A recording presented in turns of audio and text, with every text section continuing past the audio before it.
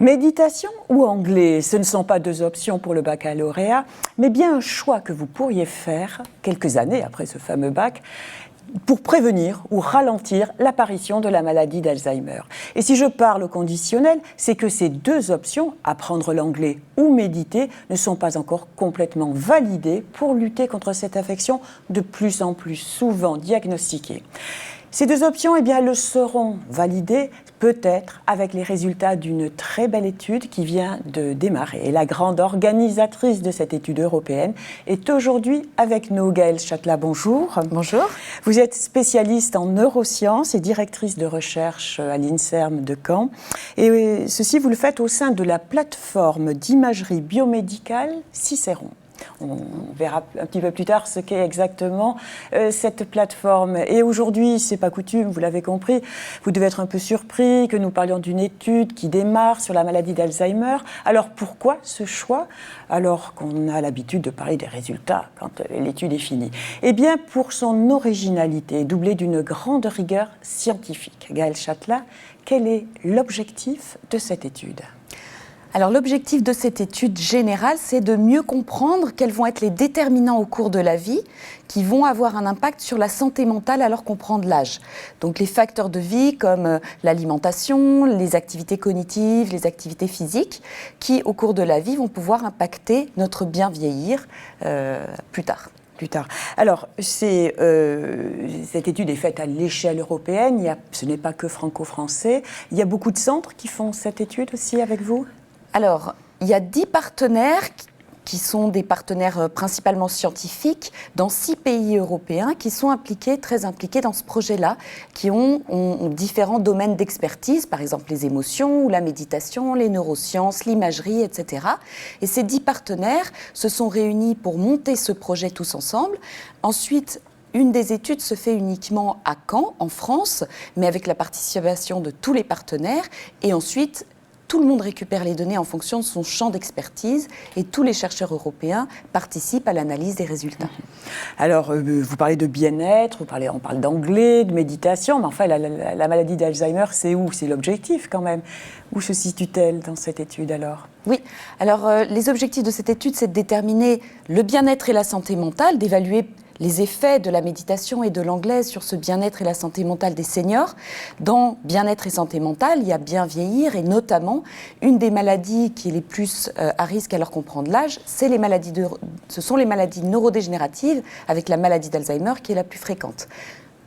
Et il y aurait d'autres maladies qui pourraient entrer dans ce cadre, alors, à part la maladie d'Alzheimer ? Bien sûr, il y a d'autres facteurs liés à l'âge, comme la dépression, les troubles de sommeil, d'autres maladies neurodégénératives, comme les démences frontotemporales, etc., qui peuvent être concernées, bien sûr, alors qu'on prend de l'âge, et qui pourraient être améliorées par une pratique à la fois d'activités cognitives, comme l'apprentissage d'une langue, ou d'entraînement à la méditation. Alors cette étude est particulièrement intéressante parce qu'elle intervient dans le cadre d'un contexte épidémiologique particulier, je le disais un petit peu en introduction, c'est l'augmentation, de l'espérance de vie, du diagnostic de maladie d'Alzheimer en particulier. Exactement. Donc vous avez beaucoup d'espoir sur cette étude, je suppose. Exactement. Donc on se place dans un contexte où il y a un vieillissement de la population, une augmentation du nombre et de la proportion de personnes âgées. C'est pas forcément un problème. On peut on peut être âgé et en bonne santé, mais il y a beaucoup d'affections qui augmentent avec l'âge. Et donc l'idée, c'est de prendre en compte ces affections et d'essayer d'améliorer le bien vieillir alors qu'on prend de l'âge. Et pour la maladie d'Alzheimer également, le diagnostic de cette maladie est de plus en plus précis et précoce, et le nombre de cas qui sont diagnostiqués augmente, ce qui en fait un problème majeur de santé publique. On reconnaît de plus en plus dans le domaine scientifique que certains facteurs de vie peuvent influer les risques d'Alzheimer. Donc on reconnaît que, par exemple, qu'en fonction de l'alimentation, de la santé de notre cœur, par exemple, des activités physiques que l'on fait, mais également des activités sociales et du bien-être, eh bien, on peut influencer les risques de maladie d'Alzheimer. Et donc c'est un levier pour réduire Tout à fait. Et alors justement, on dit aussi qu'au niveau de la santé mentale, la dépression est un facteur favorisant de démence.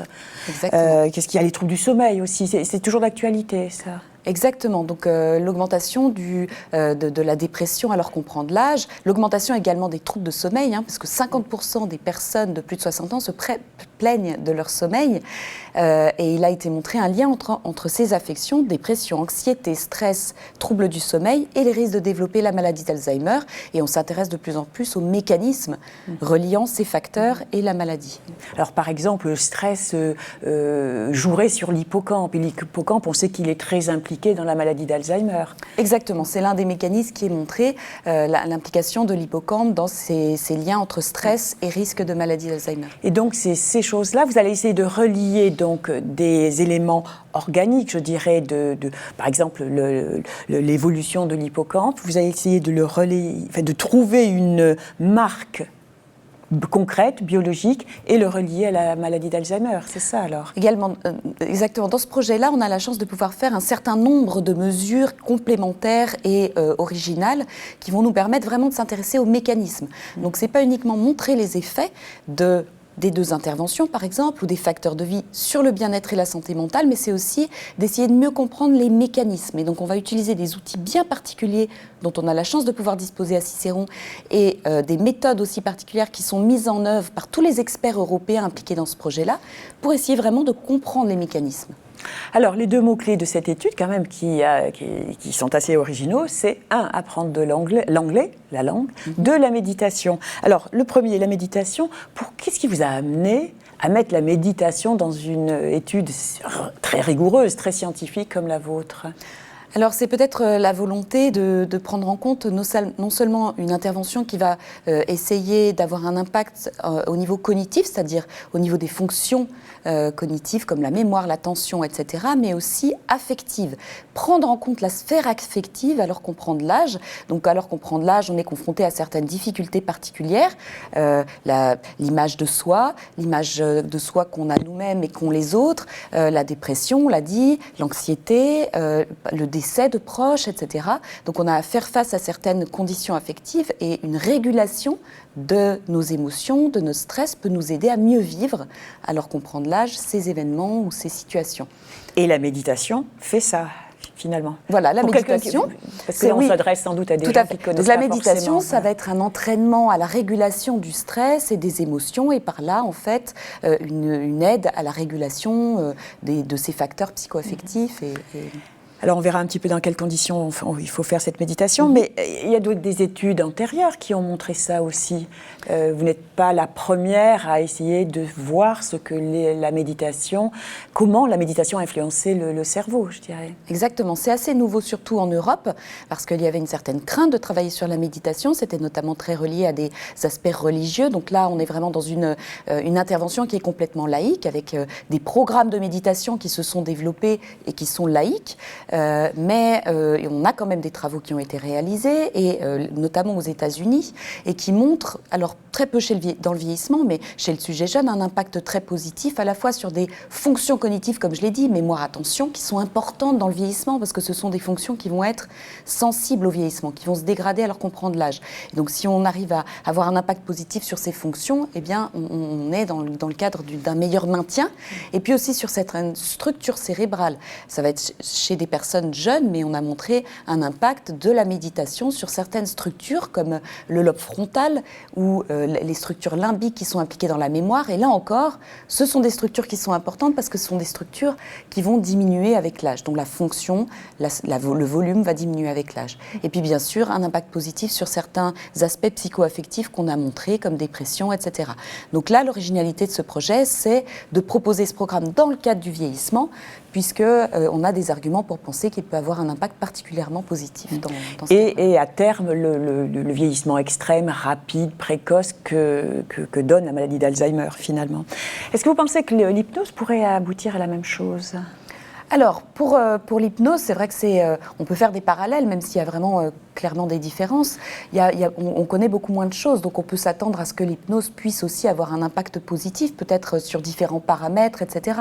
Mais c'est vrai qu'à l'heure actuelle, il n'y a pas d'études comparatives strictes, et notamment dans le cadre du vieillissement, sur ces deux pratiques ou ces deux aspects. Oui, si ce n'est que l'hypnose, c'est des séances. On fait des séances d'hypnose, 3, 4, 5, 6 séances. Tandis que là, je pense, on le verra un petit peu tout à l'heure, c'est beaucoup plus les séances, entre guillemets, de méditation sont plus fréquentes. Alors juste sur le principe encore, on dit aussi que la méditation joue sur les télomères, c'est-à-dire le vieillissement, je dirais, de nos cellules. Vrai ou faux? Oui, c'est vrai, il y a aussi des études qui ont montré un impact positif de la méditation sur les télomérases, l'activité des télomérases. Et ces télomérases, en fait, elles vont protéger l'extrémité des chromosomes qui vont avoir tendance à être altérés alors qu'on prend de l'âge. Et donc, il y a des études encore un peu préliminaires, mais qui montrent qu'on pourrait activer ces télomérases qui protègent l'extrémité des chromosomes et donc favoriser le bien vieillir à nouveau. En fait, si je résume un petit peu, ce qui est particulier dans votre étude, c'est que sur des notions très affectives, assez impalpables, vous allez mettre une marque, comme je disais tout à l'heure, une marque radiologique, concrète. Voilà. Et dans ce projet, vous avez un ambassadeur de choix, un grand spécialiste de la méditation qui s'appelle Mathieu Ricard. Vous savez que c'est un moine bouddhiste. Il est avec nous, écoutez-le. Je suis très heureux d'être un ambassadeur pour le projet de recherche Silver Santé qui vise à faire face aux différents défis qui se posent à nous afin de continuer à nous épanouir dans l'existence à mesure que nous vivons plus longtemps. Personnellement, j'ai 70 ans et je suis intimement convaincu que toute la pratique de méditation, d'entraînement de l'esprit que j'ai menée au cours de mon existence est un facteur essentiel pour maintenir cet équilibre émotionnel, certaines forces d'âme, paix intérieure, à mesure que je prends de l'âge. Donc je soutiens pleinement ce projet de recherche, Silver Santé, qui va permettre de mieux connaître quels sont les comportements, les styles de vie et les types d'entraînements mentaux et de méditation qui peuvent nous permettre d'avoir une meilleure santé mentale à mesure que nous prenons de l'âge. Alors comment vous allez mener les séances, je dirais, les sessions de méditation? Est-ce que ça va être chaque semaine? Combien de temps? Quel type de méditation? Je crois qu'il y a deux types, pleine conscience, bienveillance. Bon, on ne va peut-être pas rentrer trop dans les détails, mais vous avez dit que c'était laïque.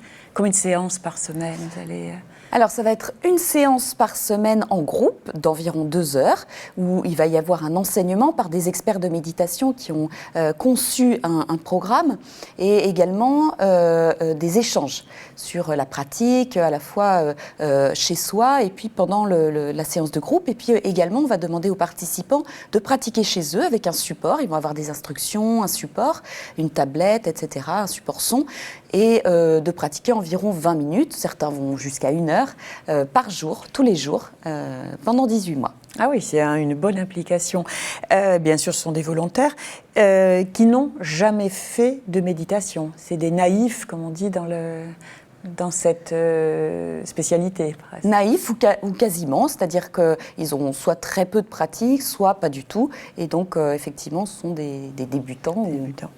Et, les bénéfices, vous les attendez à la fin d'un certain... Enfin, l'étude dure 18 mois, ça paraît pas très long. Et vous pensez qu'au bout de 18 mois, à raison d'une séance quotidienne, vous aurez déjà des résultats? Alors complètement, ça peut paraître pas très long. Enfin, je suis ravie d'entendre ça parce qu'en général, c'est plutôt considéré comme étant très long comme intervention par rapport à ce qui est publié dans la littérature et ce qui est fait habituellement dans le cadre d'une étude scientifique.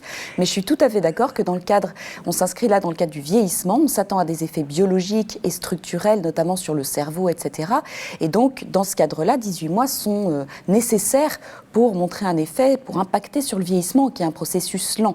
Donc, on espère, par contre, trouver de l'argent supplémentaire pour faire un suivi plus long, pour regarder si on arrive à avoir des effets à encore plus long terme. En incitant encore à poursuivre ces séances de méditation ou pas? Les deux, c'est-à-dire que je pense que dans un second temps, ça sera bien de laisser les personnes libres. Dans l'idée, une fois qu'on a eu une pratique pendant 18 mois et très régulière, eh bien, on aura envie de continuer. Mais l'idée, ça sera éventuellement de laisser les personnes libres et de voir si on peut voir un effet s'inscrire sur le long terme. Alors, deuxième versant de votre étude qui s'appelle la Silver Study... Silver Santé Study. Santé, oui. Silver Santé, bien-être santé, Silver Santé Study. Donc, le deuxième volet, c'est l'anglais. Alors, les gens ont à choisir où ils sont tirés au sort, je pense. Soit ils font des séances de méditation, soit on leur demande d'apprendre l'anglais. Pourquoi l'anglais? Alors, effectivement, ils sont tirés au sort, au hasard, répartis, soit en méditation, soit en anglais, soit même il y a un groupe contrôle. L'anglais, il y a plusieurs raisons. Premièrement, c'est une condition dont on sait, le bilinguisme et l'apprentissage d'une langue, on sait que c'est un impact positif dans le cadre du vieillissement. Donc ça, déjà, ça nous a motivés. Il y a d'autres, après, il y a d'autres pratiques qui peuvent avoir un impact positif. L'avantage de l'anglais, c'est que c'est facilement comparable. On a deux conditions qui vont être facilement comparables, deux interventions qui vont être comparables. John Kabat-Zinn, qui est vraiment une personnalité dans le domaine de la méditation, avait comparé la méditation à l'apprentissage d'un langage, mieux connaître son corps, mieux traduire des sensations dans son corps, etc. Et dans le cadre de l'intervention qui est proposée, dans la pratique, avoir une séance de groupe de 2 heures qui va comprendre à la fois une composante verbale, écrite, audio et des exercices à faire tous les jours, ça se prêtait bien à la fois la méditation et à l'anglais. Donc voilà, il y a toutes ces raisons qui nous ont poussés. La motivation des personnes aussi, on avait fait un petit sondage, et la motivation des personnes de plus de 65 ans à suivre pendant 18 mois des cours était sur l'anglais, préférentiellement par rapport à d'autres interventions qui avaient été proposées. Le piano, par exemple, aurait pu être par rapport à la possible. Oui, la musique, tout à fait. apprendre le piano, par rapport à la musique, violon. On avait proposé la musique, là, dans d'autres langues même, mais les personnes étaient plus intéressées par l'anglais parce qu'on pense aussi qu'elles sont motivées par le fait que ça peut leur être utile, bien sûr, si elles voyagent, ou si elle parle avec des enfants ou des petits-enfants qui sont à l'étranger, voilà. Oui. Très bien, mais avec le piano, on aurait pu avoir les mêmes choses, je veux dire, au niveau cérébral. L'apprentissage aurait pu donner les mêmes choses ou pas ? Alors, sûrement que les effets auraient été... on peut s'attendre à des effets bénéfiques dans le cadre du bien vieillir. Ce seront sûrement des effets différents. Ce seraient sûrement des effets différents, des mécanismes différents, des structures cérébrales différentes. Donc voilà, ce serait une autre étude. Une autre étude, après sans doute. Est-ce que vous contrôlez pendant ces 18 mois les autres facteurs de risque de la maladie d'Alzheimer ? Vous en avez parlé un petit peu en introduction, le cholestérol, la sédentarité. Est-ce que c'est regardé de près et est-ce que vous incitez les personnes à être dans les cordes sur l'hypertension, etc. Alors, on n'incite pas les personnes à être dans les cordes parce que notre intervention, c'est la méditation et l'anglais et on essaie de ne pas trop changer le reste. Par contre, on s'intéresse très fortement à ces autres facteurs, puisque les objectifs généraux du projet, c'est de s'intéresser aux effets de la méditation et de l'anglais, mais aussi de mieux comprendre ces facteurs qui vont avoir un impact. Et donc, on va les étudier, on a des questionnaires, on a des examens, etc., qui vont permettre de les mesurer précisément. Et ensuite, on va pouvoir les mettre en lien avec nos marqueurs de bien-être et de santé mentale, que ce soit d'imagerie, biologique, etc. Alors justement, les outils que vous allez utiliser pour les évaluer, il y a sans doute de la biologie, on va y revenir, mais surtout de l'imagerie. Et vous-même, vous êtes très spécialisé en imagerie, ça veut dire en scanner, IRM, etc.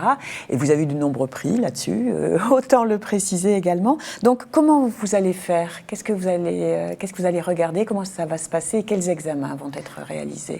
Alors, en imagerie, on va faire plusieurs examens complémentaires. Il y a des examens qui sont développés pour permettre de visualiser des choses en lien avec la maladie d'Alzheimer. Donc, aucune personne n'aura la maladie d'Alzheimer, mais on peut voir dans le cerveau des biomarqueurs qui augmentent le risque de développer l'Alzheimer. Et donc, on va mesurer ces biomarqueurs de façon très précise parce qu'on a la chance au Centre Cicéron de disposer d'outils spécifiques et puis parce que, comme vous le disiez, mon équipe, on est expert sur ces biomarqueurs de la maladie d'Alzheimer. Mais ça, c'est au temps zéro, au début de l'étude, sans avoir encore appliqué la méditation ou l'anglais, hein, c'est ça ? Alors exactement, on va le faire au début et puis bien sûr à la fin de l'intervention, à la fin des 18 mois d'intervention. Et donc il va y avoir des examens qui permettent de mesurer la taille de certaines structures, des examens qui vont permettre de mesurer l'activité du cerveau pendant qu'on fait certaines tâches. Et là, c'est pour s'intéresser aux mécanismes. Donc on reviendra là-dessus si vous voulez. Oui, mais ça c'est très intéressant et c'est ce qui a motivé aussi votre venue ici, c'est qu'effectivement, vous voyez avec ces imageries, ce qu'on appelle les radios un petit peu sophistiquées, beaucoup même, vous voyez ce qui se passe dans le cerveau au moment où on apprend l'anglais, au moment où on fait une séance de méditation. Qu'est-ce qu'on voit ? Le bien-être se voit presque ?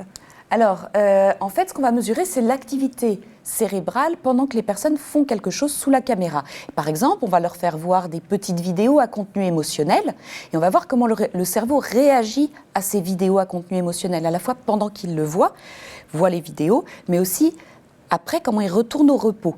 Et on pense qu'après une intervention, par exemple de méditation, après aussi une intervention cognitive, qui a eu une stimulation cognitive comme l'apprentissage de l'anglais, eh bien on va peut-être modifier la façon dont on vit des émotions et donc la façon dont le cerveau va réagir au niveau de l'activité à ces émotions.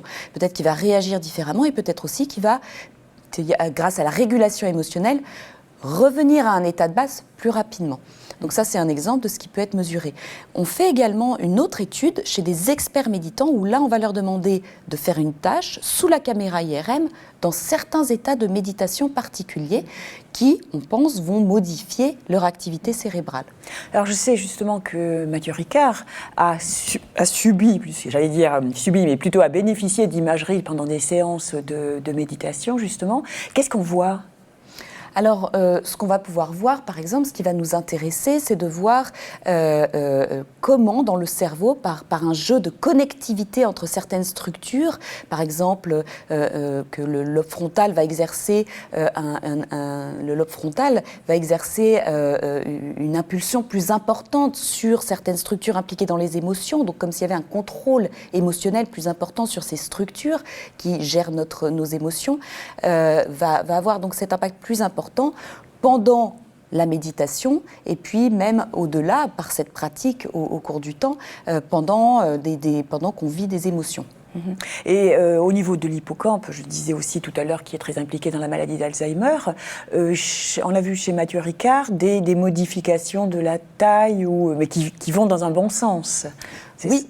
Alors effectivement, avec le vieillissement, on a une diminution de certaines structures cérébrales. Donc il y a le lobe frontal, par exemple, il y a aussi l'hippocampe, par exemple, qui est impliqué dans la mémoire. Et ce qui a été montré, c'est qu'effectivement, avec la méditation, une longue pratique de méditation, ces effets du vieillissement sont moins importants et on a un volume plus important de ces structures. Il y a l'hippocampe, il y a également d'autres structures. Par exemple, ce qu'on a vraiment montré, donc Mathieu Ricard est venu au centre Cicéron pour bénéficier de scans et il a eu la gentillesse de participer à cette étude-là. Et on trouve une augmentation très importante du volume de son cortex singulaire qui est très touché normalement par le vieillissement et qui sert également à la régulation de certaines fonctions comme les fonctions émotionnelles. Le cortex singulaire antérieur et l'insula qui est une structure qui est très impliquée dans les émotions et la régulation émotionnelle. Et la régulation, très bien. Et vous faites aussi beaucoup d'enregistrements du sommeil, pourquoi ? Alors, on l'a dit un peu en début d'émission que le sommeil est impliqué dans le vieillissement, c'est-à-dire qu'il y a beaucoup de troubles du sommeil et qu'en plus, on pense que les liens entre sommeil et maladie d'Alzheimer sont de plus en plus reconnus dans la littérature. Et donc, nous, on va s'intéresser au sommeil parce qu'on pense que par les interventions, on peut aussi avoir un impact sur la qualité du sommeil, améliorer la qualité du sommeil et que ça va être un des médiateurs par lesquels on va impacter sur le bien vieillir et les risques d'Alzheimer. Et on a la chance aussi à Caen d'être à côté qu'une chercheure spécialisée sur le sommeil travaille également dans le même laboratoire, Géraldine Roche, et donc avec elle, on va faire des mesures très sophistiquées du sommeil, avec un bracelet qui va mesurer le mouvement, avec un casque que les personnes vont, avec lequel les personnes vont dormir et qui vont permettre d'enregistrer certains paramètres du sommeil.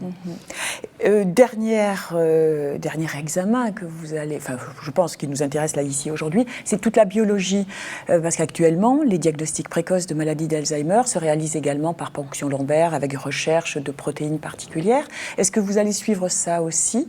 Alors, on ne va pas faire de ponction lombaire, mais on va faire une prise de sang qui va nous permettre de mesurer certains paramètres biologiques liés soit à la santé générale, soit effectivement à des biomarqueurs de la maladie d'Alzheimer, soit également au niveau de stress, d'émotions, etc. Et puis, vous avez parlé des télomérases, et c'est également par ce biais qu'on va mesurer les télomérases, mais également l'activité des télomérases, mais également certains facteurs épigénétiques, c'est-à-dire la régulation de certains gènes. On ne peut pas impacter sur les gènes, mais par contre, on peut impacter sur l'expression de certains gènes, et c'est vraiment ce qui va nous intéresser ici. C'est un domaine assez nouveau de recherche, ou assez prometteur, en tout cas en lien avec la méditation. Et à ce propos de génétique, vous allez exclure des recrutements des patients volontaires, des personnes volontaires, ce ne sont pas des patients encore, vous allez exclure les personnes ayant des antécédents de maladie d'Alzheimer dans leur famille ? Alors, pas du tout, au contraire, on est intéressé par les personnes à risque ayant éventuellement des antécédents dans leur famille. On ne va pas s'intéresser à la forme familiale, qui est une forme rare de la maladie, la forme familiale de la maladie d'Alzheimer qui survient chez des patients plus jeunes parce que, pour des questions d'homogénéité du groupe, mais on ne va pas du tout exclure les personnes qui ont des antécédents dans leur famille. Oui. Alors, juste une petite question qui est un peu en marge de notre sujet d'aujourd'hui, c'est qu'actuellement, la maladie d'Alzheimer, on en parle beaucoup, bien évidemment. Tout le monde, dès qu'il a une petite perte de mémoire, se pose des questions. Est-ce que l'étude que vous allez faire va servir à des... Enfin, vous allez me dire un peu oui, mais va servir donc à des diagnostics précoces. Et est-ce qu'actuellement, on a des diagnostics précoces, alors, déjà, qui sont validés? Oui, au cours des 10-15 dernières années, c'est vraiment le domaine de recherche qui a énormément évolué. Comme la plupart des personnes le savent, on n'a pas encore de traitement qui permette de guérir ou de freiner l'évolution physiopathologique de cette maladie. Par contre, on a beaucoup évolué sur mieux diagnostiquer et diagnostiquer plus tôt cette maladie. On continue à travailler sur le sujet, à développer des outils de plus en plus sophistiqués, et cette étude-là va permettre également de travailler sur ce sujet-là. Mais actuellement, on n'est pas... Enfin, il y a quelques éléments, mais pas beaucoup, honnêtement. C'est le début, quand même. De diagnostic ? De diagnostic précoce, sans qu'il y ait des signes patents de maladie d'Alzheimer. Juste, je vous dis, on est au stade de déficit cognitif, comme on dit, un petit peu au début. Oui, alors de plus en plus, il y a des outils, notamment d'imagerie, et c'est ce dont je peux parler le mieux, qui sont développés pour faire un diagnostic plus précoce, comme par exemple, vous en aviez parlé, l'imagerie amyloïde, c'est-à-dire que les dépôts amyloïdes, c'est une des lésions caractéristiques de la maladie. Quand on en a, ça ne veut pas dire qu'on va développer Alzheimer, mais c'est un des facteurs qui permet, ajouté à d'autres, de diagnostiquer la maladie. Et aujourd'hui, et c'est assez récent dans la recherche, on est capable de le visualiser par une imagerie bien particulière, qui est l'imagerie amyloïde au moyen d'un outil un peu avec un nom chinois. Marqueur un peu compliqué. Et oui. donc ça, on est aujourd'hui capable de le faire et on a la chance de pouvoir le faire dans le cadre de ce projet-là au Centre CICEN. Mais c'est toujours au stade de la recherche. C'est toujours au stade de la recherche. C'est pas encore. C'est pas remboursé. Dans le domaine public. Et dernière question, vous m'aviez un petit peu répondu tout à l'heure, c'est que tout ça profitera aussi à d'autres maladies neurodégénératives. Je ne sais pas si c'est la sclérose en plaques ou le Parkinson. Est-ce que ce que vous allez faire avec la Silver Santé Study pourra servir? Alors je sais que les marqueurs sont un peu différents, les critères de radio sont différents, mais est-ce que ça pourra servir pour ces autres maladies aussi? Alors tout à fait. Alors quand même ce projet il est axé pour l'instant sur le bien vieillir, donc dans le cadre du vieillissement, donc c'est principalement axé sur les maladies liées à l'âge, mais bon, d'autres programmes pourraient s'intéresser à d'autres maladies où le stress, la dépression et ces facteurs psychoaffectifs ont un impact important. Donc notamment, comme vous l'avez souligné, la sclérose en plaques. D'accord. On arrive à la fin de cette émission, ça va très vite. Où est-ce que vous en êtes du recrutement des personnes pour faire cette étude? Parce que c'est le tout début de l'étude. Oui, alors un des gros défis de cette étude, c'est de recruter 150 personnes de plus de 65 ans avec tous les critères que l'on demande. Et en Normandie, puisque l'intégralité de cette étude se passe en Normandie, à Caen et ses alentours. Donc on a déjà recruté une première vague de 50 personnes et là on est en train de recruter la seconde vague avec des séances de conférences grand public qui sont organisées pour informer les personnes. Par exemple, vous allez en faire une très bientôt, je crois. Exactement, Oui. Donc le 9 mai, il y aura la dernière séance de conférence grand public de cette vague qui correspond à la première étape en fait pour participer à ce protocole. Donc voilà, le 9 mai à 17h30 à la faculté de médecine. Vous êtes les bienvenus si vous êtes intéressés par ce projet pour nous rejoindre, pour écouter plus en détail ce qui est attendu des participants. 9 mai, 17h30, la fac de médecine de Caen. Mais ça, c'est pour uniquement des personnes qui sont dans un rayon relativement proche de la région. Parce que exactement, puisqu'il faut se déplacer souvent. Une fois par semaine, pendant 18 mois, à l'université de Caen. Donc il faut effectivement être à la fois motivé et puis pas trop loin. Bien sûr. Voilà, Gaëlle Châtelain, merci beaucoup. Merci à vous aussi de nous avoir suivis et à très bientôt sur la médecine au féminin.